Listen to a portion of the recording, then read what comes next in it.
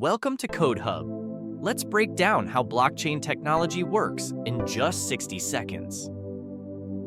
Introduction. Blockchain is a decentralized digital ledger that securely records transactions across many computers. Blocks and chains. Imagine a chain of blocks. Each block contains data, a timestamp, and a unique code called a hash.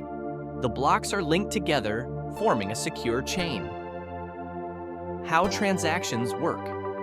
When a transaction occurs, it's grouped with others into a block. The block is then added to the chain, making it permanent and unchangeable. Decentralization?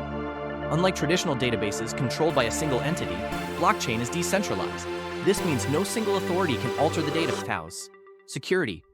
Each block is linked using cryptography, ensuring that once data is recorded, it can't be changed without altering all subsequent blocks. Applications.